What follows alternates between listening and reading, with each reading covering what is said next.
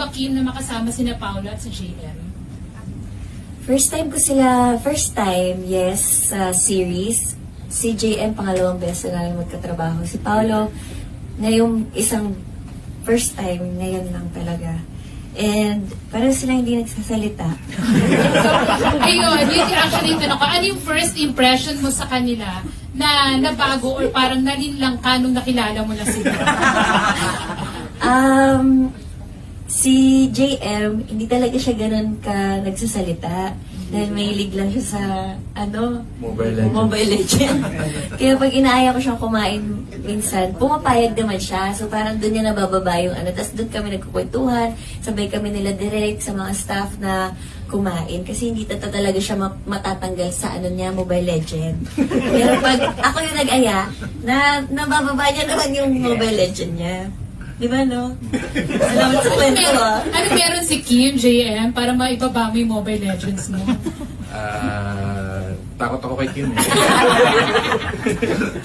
Si Paolo naman, hindi talaga siya masyado nagsalita. Tsaka, never ko pa talaga siyang nakatrabaho or naka-chance encounter sa mga party or mga may sarili siyang mundo. So, parang doon talaga ako natakot. Pero, buti na lang, sobrang nice pala siya. Sobrang siyang, yung kasama namin siya kumain pag lunch and dinner. Parang open naman siya, basta kausapin mo lang siya.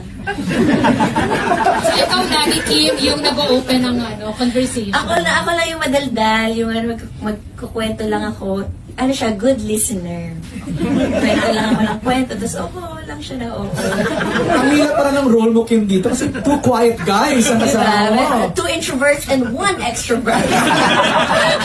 Pero si JM tsaka si Paolo, okay lang yung kadaldala ni Kim. Nato-tolerate nyo. Nakakahawa po yung energy niya. Ayun. Hindi ko sumagot. Hindi, ako natutuwa ako kasi yun nga, nakakahawa yung energy niya. Tsaka okay rin na may isang nagsasalita lagi dahil kung kami ni JM lagi magkasama, tahimik lang yung dressing room. Ano naman impression nyo kay Kim na nalinlang din kayo? Nung nakilala nyo na siya, na ito pala yung totoong Kim. Sa akin po, ang kinagulat ko po sobrang seryoso niyo pong actress. Yun nga po, bukod po dun sa nakita ni Direk. Nakita ko rin po yan yung notes niya. Every time, hindi siya pumapalya sa continuity, emotional continuity, sa character development niya. And nakaka-inspire lang po. And nakakaba at the same time kasi pag hindi ka pumunta ka sa set na hindi ka aral or hindi ka prepared, baka maligaw ka ng landas. So, yun po.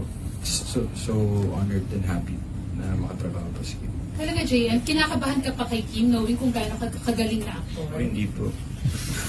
Mata pa lang yan, nagsasalita na siya. Wow. Nag-uusap ang mga mata. Si Pao, Ako naman, ang kinagulat ko kay Kim, mabilis siyang kumilos. Usually kasi, syempre kapag may mga leading ladies or mga actress kang kasama, usually matagal mag-makeup, magbuhok. Si Kim, so isa siya sa pinakamabilis kong nakatrabaho and para sa akin, plus yun dahil parang sa mga ganito, limited lang yung time namin mag-shoot. At niraratsyada yung mga eksena. Napaka-convenient na napakabilis rin kumilos nung kasama mo. And hindi lang pag-aayos kasi parang, of course, nag-iiba rin ng mga eksenang ginagawa. So, pati memorization and okay lahat. Di, minsan nga, akala ko nagkukwento na siya. Yung pala, nagbabato na siya ng linya. Uy, sandali lang, hindi ko ma-memorize. Hindi, ginagawa ko yung pang warm-up rin ng mga ka-eksena ko. Parang, kunwari nag-aayos, sasabihin ko na yung lines ko, tapos para mas maging natural, tsaka mas maging, parang ma-remind rin sa next sequence.